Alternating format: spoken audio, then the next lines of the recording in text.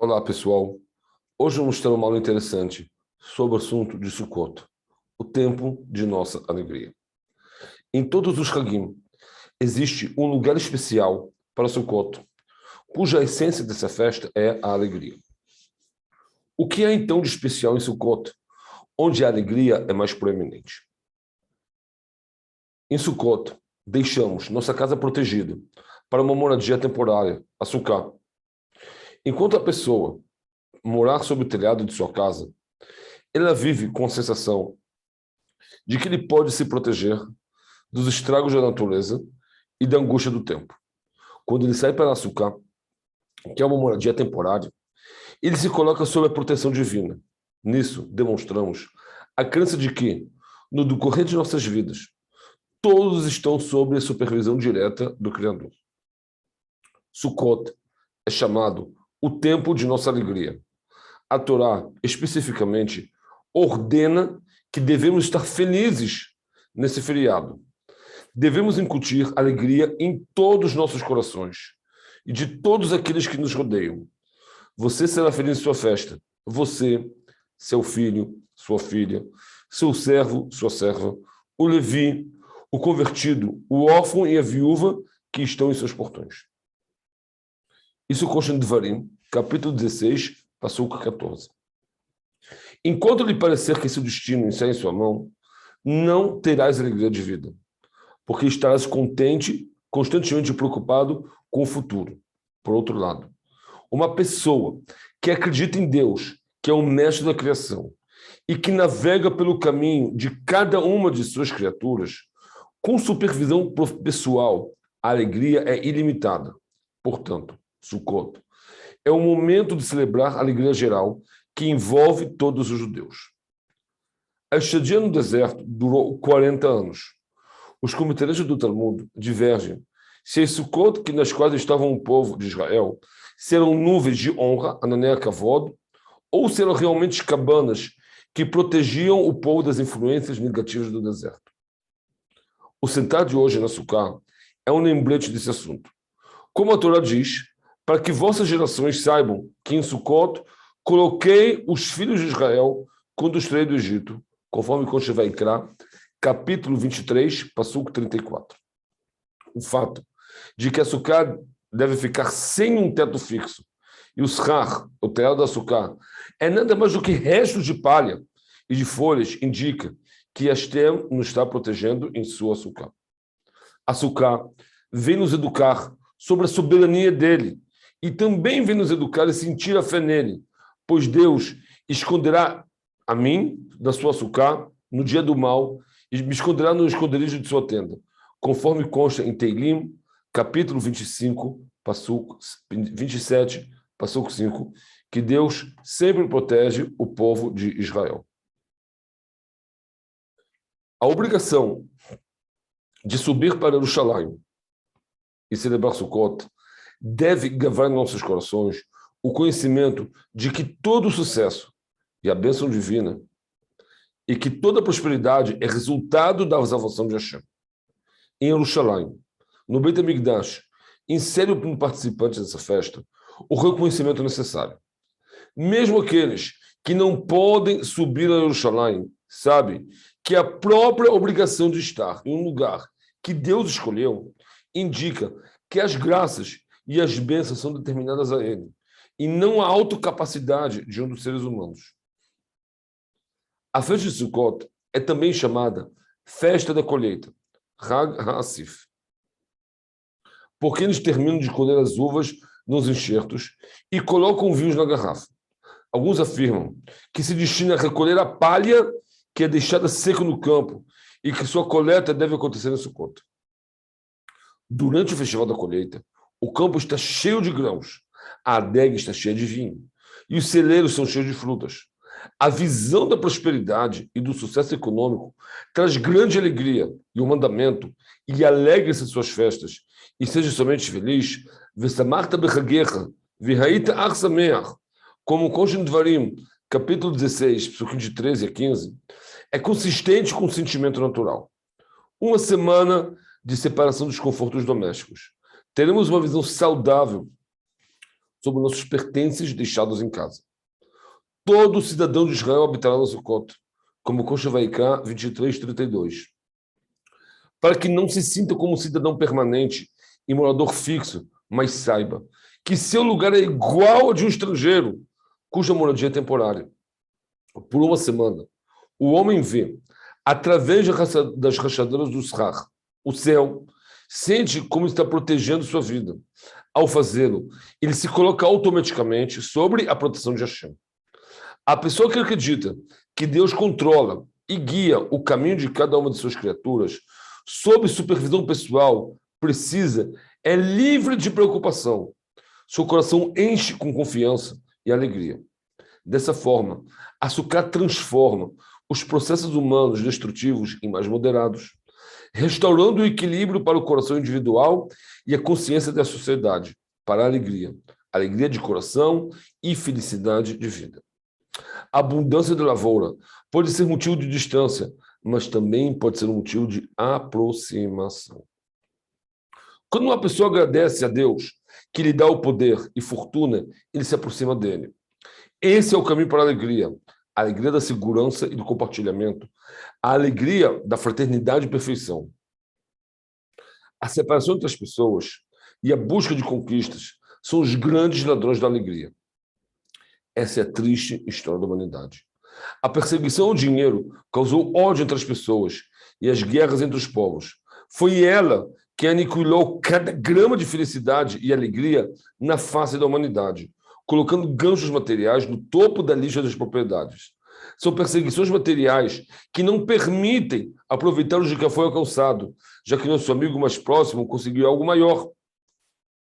Em contraste dessa tendência humana, a Torá coloca a Sukkah em suas paredes temporárias e seu teto leve para tentar restaurar o equilíbrio para o coração individual e a consciência da sociedade de alegria. A Torá ordena aos ricos e aos pobres, todos os cidadãos de Israel, conta em Vaikra, capítulo 23, Pasuk 72, que todos os habitantes e cidadãos de Israel devem abandonar suas casas, os apartamentos de luxo e as casas simples e viver uma semana fora de seu quadro financeiro, para viver em estruturas que são essencialmente iguais. O céu está sendo espiado através das rachaduras do Srar. Uma semana de igualdade absoluta e transtoriedade, que dá uma aparência nova e saudável à propriedade que permanece em casa. Todo cidadão sabe que toda a nação está agora sentada na Sukkah, fora de casa. Esse conhecimento torna um pouco melhor do que o prazer da fraternidade e da igualdade. No desapego do temporário ao conforto doméstico, transtoriedade e limitação, o homem retornará a perceber a existência do outro, do seu próximo.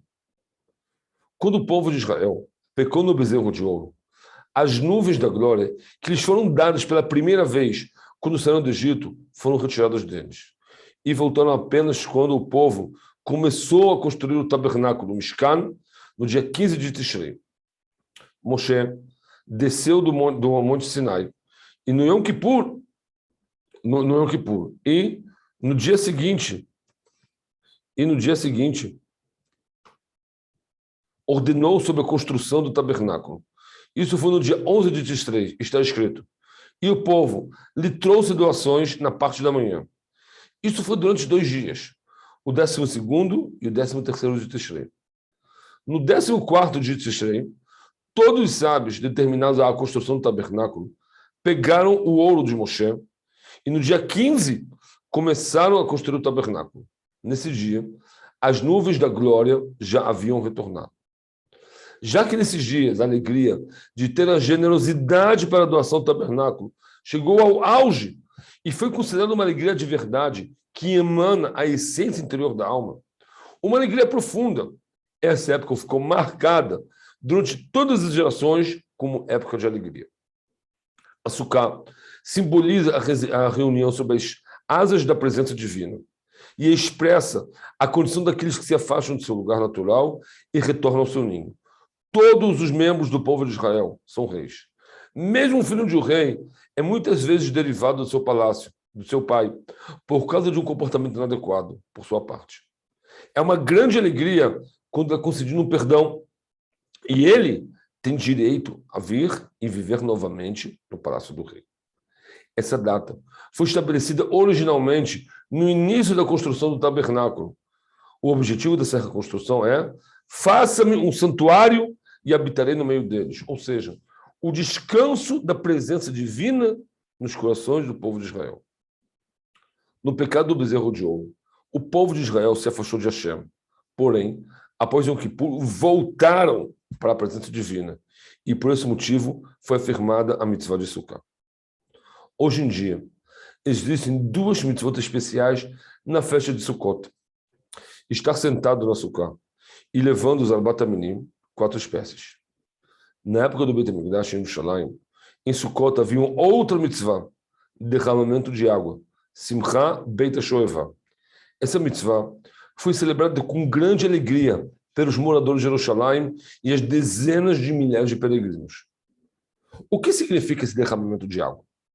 Todos os dias, no ato de sacrificar os devidos sacrifícios no altar, no Beit HaMikdash, derramavam vinho em orifícios especiais no altar. Em Sukkot, a água também foi derramada num orifício especial. A água foi extraída em uma feliz cerimônia. E no Beit HaMikdash houve uma grande festa durante todas as noites de Sukkot. Essa festa era chamada de Simchat Beit HaShoevah, a alegria de extrair a água. No final dessa celebração, a multidão caminhava até a fonte de Shiloh, onde iria tirar a água ao som do shofar e trazê-lo para o templo, para o Beit HaMikdash. A água foi trazida para o templo através do portão especial, conhecido como o Portão da Água. Por que essa cerimônia era tão festiva? Na verdade, foi uma celebração tradicional. O preceito desse derramamento de água, num orifício especial, não aparece explicitamente na Torá. Moshe Rabbeinu transmitiu esse ensinamento por interpretação da Torá oral. E assim passou de geração a geração. A celebração de bombear a água foi uma oportunidade para mostrar a lealdade à tradição judaica, especialmente porque haviam grupos que negavam essa tradição. A água também era um bom sinal para que no próximo inverno as chuvas cheguem ao tempo. Esse ensinamento foi transmitido por Rabi Akiva em Pessah. Traz o sacrifício para a cevada, para que os grãos fossem abençoados. Em Shavuot, são trazidas as primícias para que os frutos sejam abençoados. Em Sukkot, é trazida a água para que as chuvas sejam abençoadas. O significado interno disso: o vinho tem um sabor refinado, diferente do caso, é a água. A celebração do derramamento da água reflete a conexão profunda entre Hashem e o povo de Israel. Uma conexão que era ainda maior do que qualquer explicação e gosto, e isso resultou grande alegria. A alegria vinha também da oportunidade outorgada à água de ser sacrificada e estar próxima ao altar. Desde o dia da criação do mundo, que Deus separou entre as águas superiores e as águas inferiores, as inferiores choravam por estarem distantes de Hashem, com vontade e inveja das águas superiores que estavam mais próximas de Hashem. Para compensá-las, Hashem transmitiu através de Moshe esse preceito do derramamento da água, para que essas estejam também próximas de Hashem. Tão grande era essa alegria que o profeta Yoná, quando fez uma peregrinação ao Beit HaMikdash e participou de Simcha Beit HaShoevah, a alegria dele foi tão elevada que por esse motivo estava apto à profecia. Por que a água foi escolhida então como símbolo desse ensinamento? Pois a água é um exemplo da humildade. A virtude da água é que sai de lugares altos e despeja nos lugares mais baixos, de modo que a água sirva como símbolo da submissão do coração. Derrama-me como água, seu coração, antes da face do Senhor. Shifri kamayim liber nochach pnei Hashem, como está escrito em Eichá, capítulo 2, versículo 19. Um dos nomes, como a gente comentou antes, da festa de Sukkot é chamado Chag HaAsif. Consta nos Rishonim que esse tempo foi marcado como o tempo da festa, pois, nessa época, as pessoas armazenavam a lavoura da qual se sustentariam durante o próximo ano. Em nossos conceitos, pode ser definido como o salário anual que é recebido uma vez por ano para o ano inteiro, visto que, pela natureza das coisas, Esse é o momento que agrada ao homem por causa da abundância e dos armazéns cheios.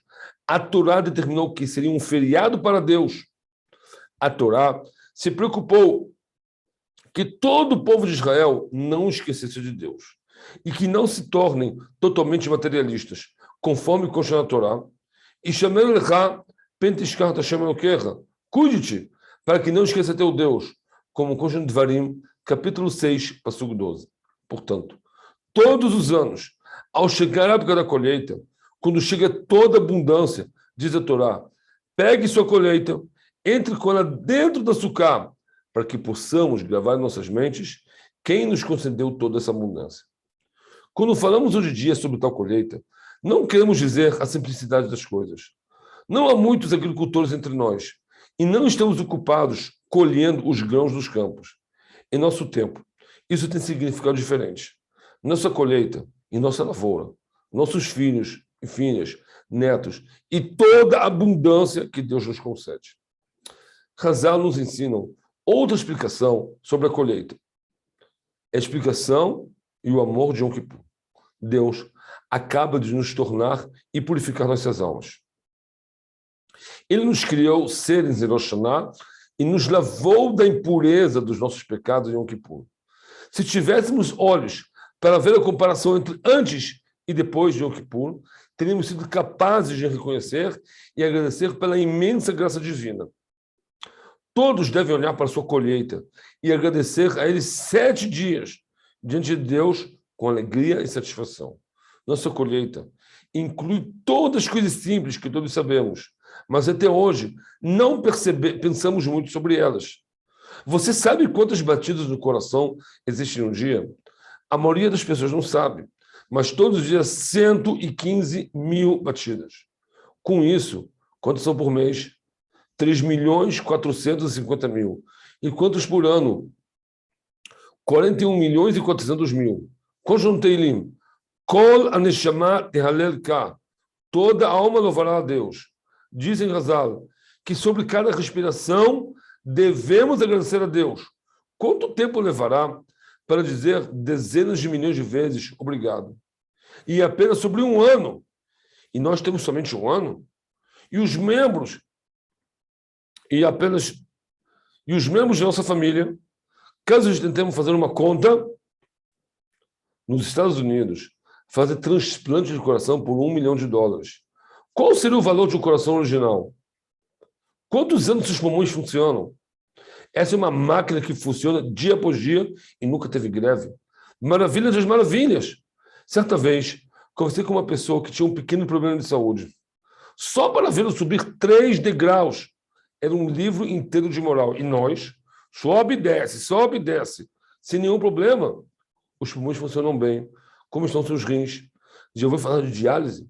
Caso visitemos as pessoas na sessão de hemodiálise, ao recitar a próxima vez de Brachá Asher Etzar, após o banheiro, essa Brachá será recitada com muito mais intenção de agradecimento a Deus pelo fato que nossos rins funcionam perfeitamente.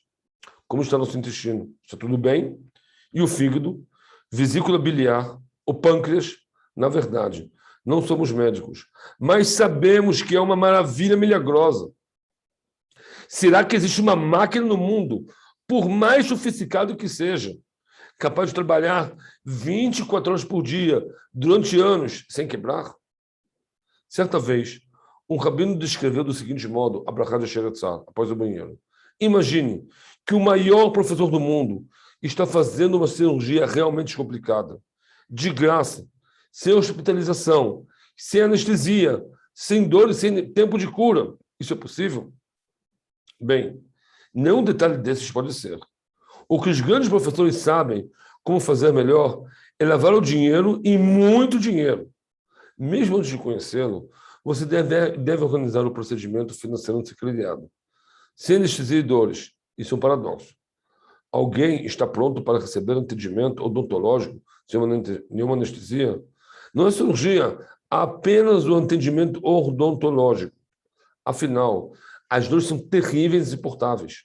E aqui, o maior professor do mundo, o criador de todos os mundos, será abençoado para sempre, fazendo a nós uma cirurgia quantas vezes você precisar, por dia, sem hospitalização, sem anestesia, sem dor, sem recuperação e sem custo. O desejado de nós é somente dizer Todá Rabá, thank you, muito obrigado. O Rabino Yerucham de Mir disse a seus discípulos, se um jovem soubesse o que estava acontecendo em seu corpo desde o início de sua refeição até que a comida se desintegra nos vasos sanguíneos e que todas as partes fossem colocadas nos devidos lugares e que todos os resíduos fossem separados do corpo, um telegrama, no meio de comunicação da época, deveria ser enviado para sua casa, dizendo, pai, mãe, correu tudo bem. Exatamente como após uma cirurgia. Imaginem que alguém chega em sua casa à noite de Shabbat e enquanto canta o Sholom Aleichem, a pessoa percebe que não há cadeira em casa. De modo geral, isso não é problema. Simplesmente bate na porta do vizinho e se pede algumas cadeiras emprestadas. Porém, supondo que estejamos na extremidade do mundo, sem ter ninguém para pedir esse favor, como nos comportaremos? Não tão cedo, as crianças esquecerão essa mesa de Shabbat.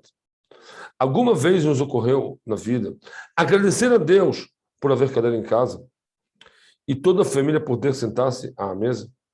O que aconteceria se houvessem cadeiras, mas não houvesse mesa? Todos esses anos no chão, o peixe, a sopa, a carne. Já pensamos em agradecer a Deus por haver uma mesa em casa? Simplesmente agradecer. O livro Yesod Sharash Avodah escreveu um testamento que ele agradeceria a Deus todos os dias por tudo que tinha. Ele escreve o texto que costumava dizer, meu Criador, que seu nome seja sempre abençoado. Eu te louvo, agradeço por tudo que você me concedeu. Assim ele dizia por tudo que ele tinha em sua vida. E acrescentou que escreveu isso, pois não queria que as próximas gerações deixassem de agradecer por tudo que recebem de Deus. O Rambam, no Mishneh Torah, Hilchot Brachot, capítulo 10, Alahá 26, escreve o seguinte, a regra de tudo é que a pessoa deve sempre rezar para o sucesso dos futuros acontecimentos e que peça piedade e misericórdia para o futuro e que agradeça pelo passado. Todo aquele que aumenta seus agradecimentos e que sempre louva a Deus é mais louvado. Portanto, em qualquer dado momento, podemos agradecer a Deus dizendo, meu Deus, Mestre do Universo, lhe agradeço pelas mãos que você me deu. Não somente as mãos, mas todos os órgãos do nosso corpo que funcionam sem nenhum defeito. No Talmud, Brachot 36a consta que a pessoa não pode ter proveito desse mundo sem recitar Brachá sobre tal prazer. É verdade que nem sobre todos os prazeres foram decretados Brachot, como, por exemplo, tomar banho. Porém, para que possamos agradecer a Deus pela possibilidade de tomar banho, é adequado e não obrigatório beber algo doce ou comer um pedaço de chocolate e recitar a brachá de Sheakol Niyah Bidvaró, que tudo foi pela palavra dele, tendo a intenção de agradecer pelo prazer de comer o chocolate e também agradece pelo prazer de tomar banho. O mesmo se aplica quando a pessoa quer ouvir uma música de seu agrado ou qualquer outro tipo de prazer que Hazal, por seus determinados motivos, não decretaram que a brachá seja recitada sobre eles. Se apenas olharmos um pouco, descobriremos que não há como contar os enormes e gigantes bondades que Deus faz conosco. Uma das maiores segulot para que tenhamos um bom sustento é simplesmente agradecer a Deus recitando o Birkat Hamazon com muita kavaná. Não só recitar o texto, mas também encontrar algum momento que a pessoa possa estar somente com Deus e agradecer por todas as bondades pessoais, pelos olhos, dentes, não falta sobre o que agradecer. É uma segulá muito importante recitar 72 vezes o escrito no Teilim. Odu la Hashem kitov ki leolam chasdo. Agradeçam a Deus pelo bem, pois para sempre é sua piedade. Cada vez que a pessoa recita esse passuco, deve pensar em outra bondade que Deus fez com ele. Certa vez, uma pessoa sentou com sua família para fazer essa segulá. No início, foi difícil encontrar 72 bondades. Porém, no decorrer do tempo, as bondades saíram do esconderijo, a tal ponto que as pessoas disseram que 72 são poucas, que na verdade são muito mais. Essa é a essência da festa de Sukkot. Simplesmente agradecer. Toda Rabá.